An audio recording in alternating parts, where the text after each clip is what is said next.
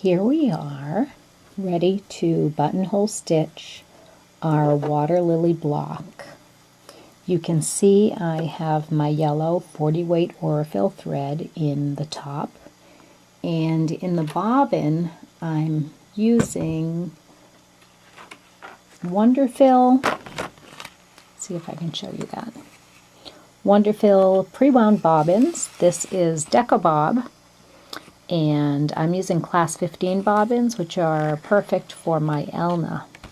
So you can get these pre-wound bobbins, and you don't have to match your bobbin thread to every single color, although I do have the Deco Bob in lots of different colors. Right now I'm trying to get by with using a neutral color, and hopefully that's going to work out. I'm not quite sure yet. We'll have to see how that goes.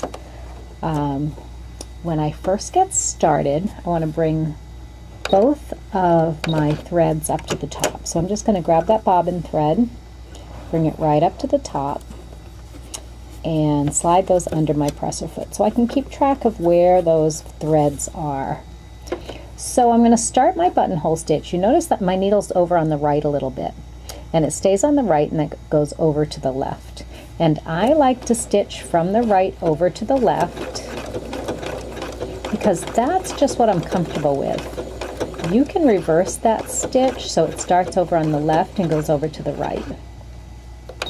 Now I am going to keep my needle in the down position so that when I pivot around my work, I'm keeping those threads that go across, that stitch that goes across, I'm trying to keep that perpendicular to the edge of the fabric.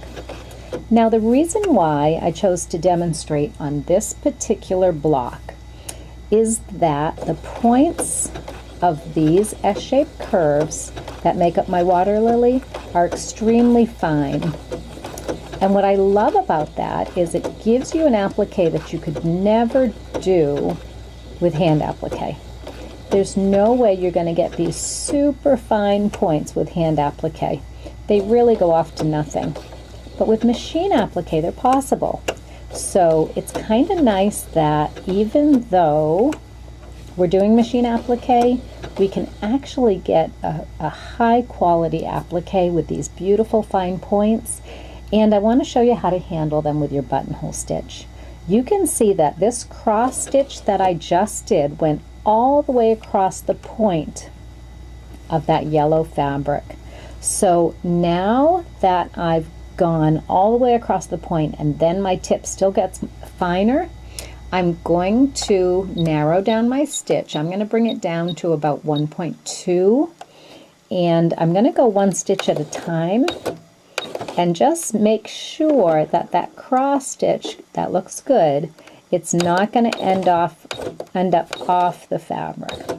Now my last stitch, it's at the very tip of the yellow. I'm going to pivot at the very tip of that yellow S-shaped curve and let my crosswise stitch go down into that yellow. Now it's going to take a little finagling here for me to bring this around so that you can see my stitching going forward. Just where the camera's positioned, it's a little bit awkward, but I think you can see that now. Now I have taken that very last stitch at the point, and now my forward stitch, and I'm going to go one stitch at a time. My forward stitch lands right on the outside of that S-shaped curve, and I'm going to go one stitch at a time to do my cross stitch, and then forward and then across. Now by this time my point is wide enough that I can widen out my stitch. I'm not going to go all the way up to 2. I think 1.7, and see where that goes. Oh yeah, that's not a problem going back up to 2. So you're gradually going to go down and gradually back up again when you come to these very, very fine points. Now fraying, I see a nice long thread on the side of that yellow fabric, and it's fraying, and that's okay. I'm going to handle it after the fact. And I'm just going to get my stitching done, and then we'll go in and clean up any frayed edges after. Now, I'm taking my very last stitch here. I'm down at the point where these two yellow fabrics cross. I'm going to take my cross stitch. Now, I need to travel around to where I'm going to start stitching again, right here. I'm going to start stitching, let's see. No, I actually want to start stitching right here. And let me show you how I'm going to get over there first. So I'm going to turn my dial to a straight stitch. And then I'm going to lift up my presser foot. Excuse me. I'm going to lift up my needle, and I'm going to lift my presser foot and move my work so that the problem is that the straight stitch is centered. It's a centered stitch. And the buttonhole stitch is a right stitch. So the needle goes down on the right on the buttonhole, but it's a centered stitch on the straight stitch. So I actually need to move that around so it centers that stitch. And I'm actually stitching in the ditch between the two yellow fabrics. All that was doing is it's moving my needle to where I need to begin stitching again, way under here. If I had done a buttonhole stitch there, I would get trapped. So I do a straight stitch right down to here, and then come back over that straight stitch with my buttonhole stitch. So I can buttonhole this whole curved edge and then back down this side. Now let's look at that fraying spot right there.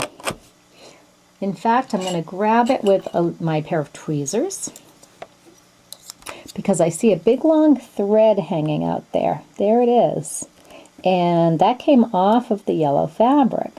So I want to grab that with my pair of tweezers, and then I'm going to clip up under those tweezers to get that thread right at the base. Okay. Sometimes, even though these are all curves, if you get to a straight part of the fabric where the threads are running parallel, those threads may come off. And so you might get a big long thread, but it's very rare because we're doing curves. So normally we get these tiny little threads that are fraying. And when we have the tiny little threads that are fraying, let me bring that back just a little bit for you. When we have these tiny little threads that are fraying, normally when we're stitching, it's going to pull those right in and you're not even going to see those. So I don't handle those until after I've stitched. And that way, any little threads that are poking out, I'm just going to grab them with my tweezers and go right ahead and get right up under them. Now I don't see any more frays over here, so that looks nice and clean and good. So let's go ahead and finish stitching along that yellow, but I have to turn back to my buttonhole stitch on my machine. The buttonhole stitch that I use goes forward and then across, forward and then across. Now there are other stitches, other buttonhole stitches that might go forward, back, forward, across, forward, back, forward, across. By using that stitch, you're going to build your thread up along the edges of your applique even higher, because you have 3 threads along the edge. Mine just goes forward and across, so there's only 1 thread along the edge. That's why I use the 40 weight thread, because I want a little bit heavier thread across that edge. Now you can use any weight thread that you prefer. I just enjoy using the 40 weight because it gives me a little bit more body along the edge of the applique. So let's go right ahead. Now I normally don't take all this time to talk through the applique, so it goes fairly quickly. Now, one thing I do want to point out is I'm pivoting as I go, because this is a nice graceful curve. If your curve were a sharp curve, you would have to pivot when your needle is on the outside of the applique, lifting up your foot, put it back down again, and pivot. Only when the needle is on the outside of your work. If you pivot here, where the needle is on the inside, it's on the inside swing, and you pivot, you're going to misalign those two threads that should be one on top of the other. Now you can see I've just gone across with this stitch, and I'm running out of yellow, so I have to narrow my stitch so that I don't go outside the boundaries of the yellow. I'm going down to 1.5, and I'm just going to take those last few stitches by hand. All right, 1.5 is perfect for that stitch, but I have to go even a little bit lower to get up to this point. There we go. Now, I'm going to take one more stitch, and it might go just beyond the yellow, but because I am using this nice heavy thread, it'll fill in that spot. And so if I've run out of fabric under there, that's okay. My thread will fill in and elongate that point even more. So if you're going just a hair past your applique, that's okay. I'm really aiming to go right on the end of the applique, and I try not to overshoot, but if I do overshoot, it's not the end of the world on the very tip. So now I'm back down to 1.5, back up to 1.5. So I had gone down to 1.1, and now I'm at 1.5, and it looks like I'm ready to go right back up to 2.0. So on the very tips of my applique, take your time, thin down your stitch, make it go down right to nothing at all, and then once you're on a thicker part of your petal, go ahead and just let it go. Now, I have to change threads because now I have my two blue threads that I'm going to be using. So I'm all done with this yellow thread for right now. I'm actually not. I would do all the yellow on the entire piece, but just in the interest of time and for this video, I'm going to change threads and show you how I go about burying these thread ends. So the first thing I do is I bring my needle into the up position. I'm going to pull out my work, and I'm going to cut nice long threads here and in the bobbin. Okay. Now I'm going to find a needle that has a V in the top. And here's the needle right here. Let's see if the camera can pick that up. Here. Okay. There's a little V in the top. It's a gold tip needle. These are made by Fons & Porter. There are other brands out there, but this Fons & Porter one is one that I really like. And I have those on my website just in case you don't have any of these slotted needles, where it's very, very easy to bury your thread ends. So I'm going to go here, and I'm going to hold this thread nice and tight, and I'm going to pop that thread, and I have both the bobbin and the top thread here, and I just pop that right into the eye of the needle just by putting a little tension and pushing that needle down onto the thread. And now I'm going to put that needle directly in where those two threads are coming out around the applique, and pull those threads to the back. So here we are on the back now of the applique. Let's get our tails all the way up on the front. And normally it depends on my background fabric, but this background fabric is so busy that I don't necessarily need to bury these threads or hide these threads in the back, but I'm going to anyway, just to show you how I would do this. Say I were using a white fabric, or on my batik version where the batik backgrounds are very, very light, I'm going to pull those threads all the way through the last 5 or 6 stitches on the buttonhole stitch, and then I'm going to clip those close with my little snips here. That way you don't have any tails hanging. Now, if I were doing this quilt on my own, I would not be tying off because the fabrics on the front are so busy. There's no way you're going to see any threads through the back. So what I would do in that case is just tie off.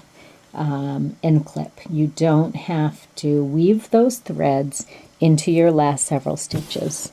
So let's do this again on this end of the yellow. Let's make sure you can see it on the camera there. We're going to pop our needle down.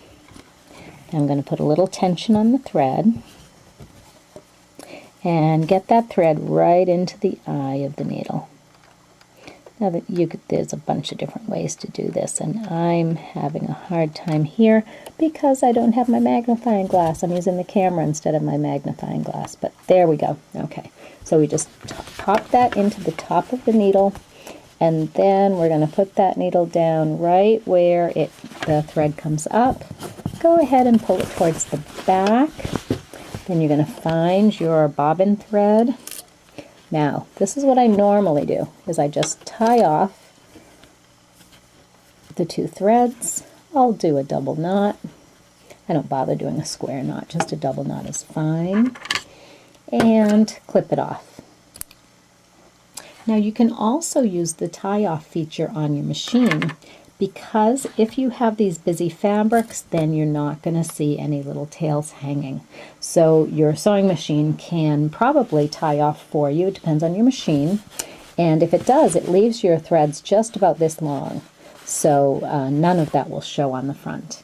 But if you have a very, very dark thread and you have a very, very light background, you don't want to tie off. You actually want to weave those threads right through.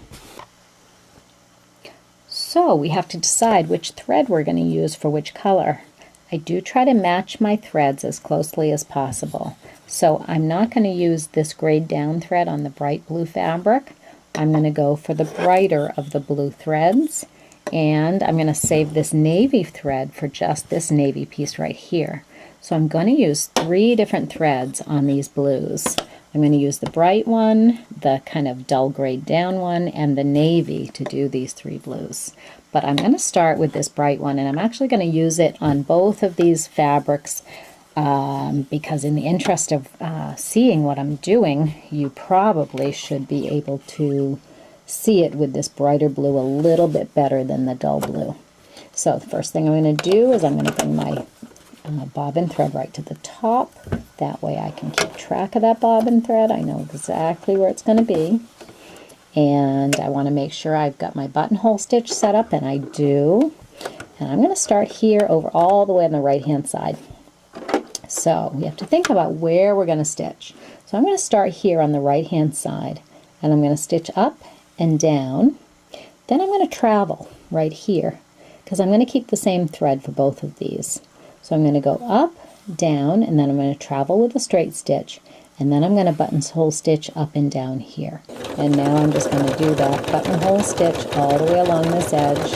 Now you can slow down your stitch if you're not comfortable going as fast as I do. That's just fine. I like to get this done, so I go pretty quickly, and I've got a lot of experience doing buttonhole stitch, so I don't mind going quickly once I've really got the hang of it.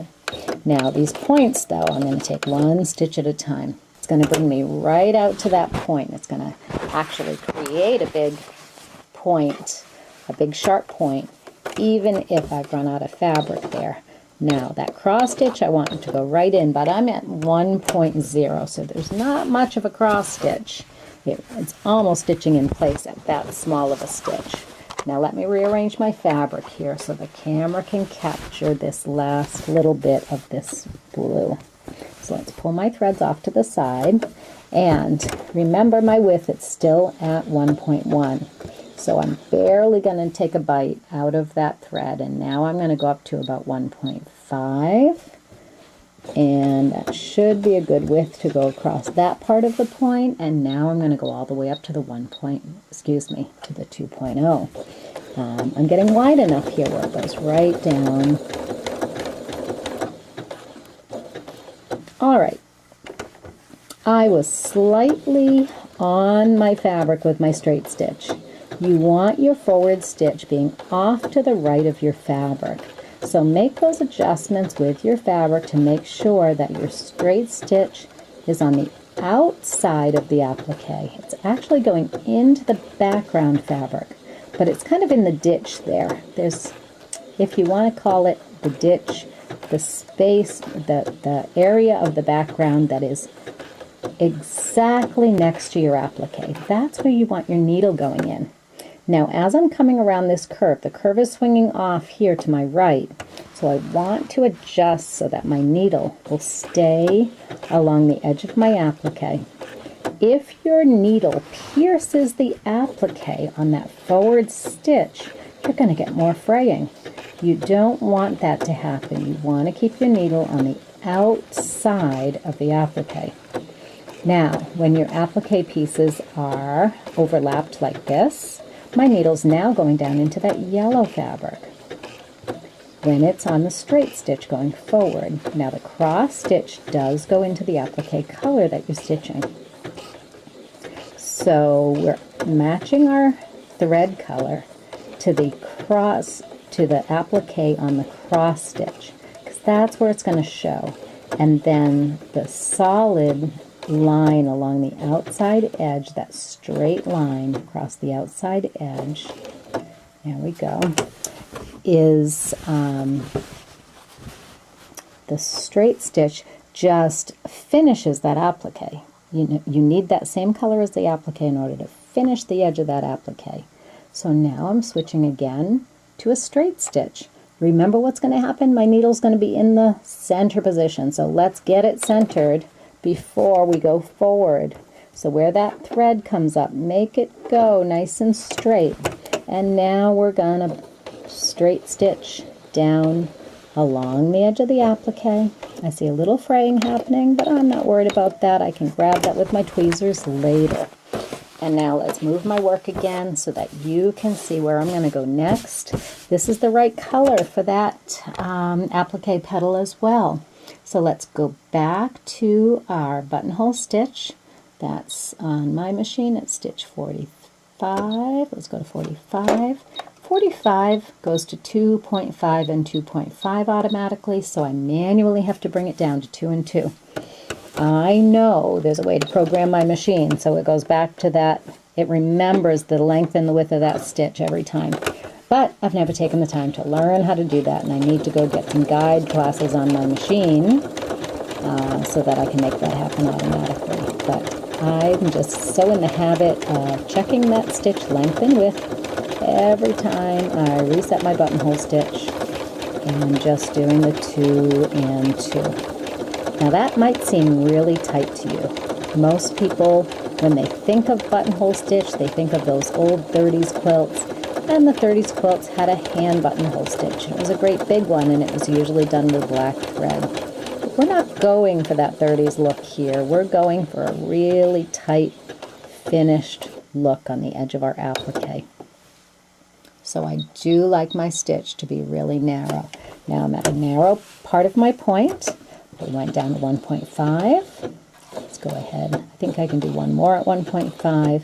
Then I'm going to go down to the 1.1 or 1.0 even and make my very last stitch at the point. Turn your work so the cross stitch goes straight into that point. It's not much of a cross stitch there because it's so tiny.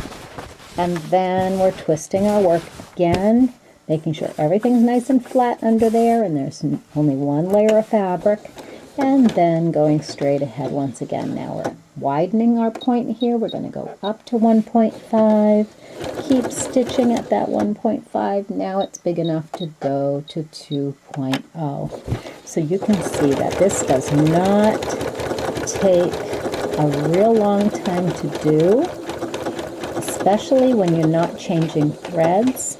You're just going to go to another section of your quilt that's using this blue thread and get all of that blue color done at once, change threads, or even go to another block and get all your blues done.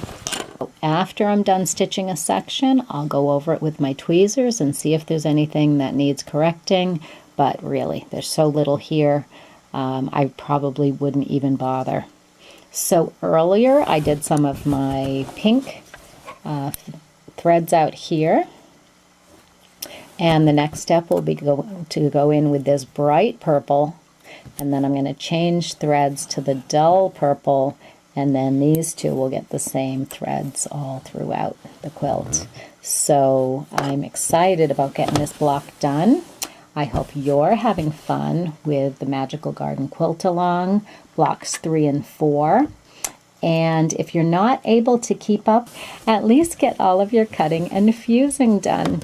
And if you need to save the stitching for a later date, that's okay. But if you have your fusing done, put these up on your design wall. Tack them up there with some pins, and don't play with them. Don't bring them to your guild meetings to show everybody, because that's when the fraying's going to happen. So just leave them be. Try to handle them as little as possible until your stitching is all done.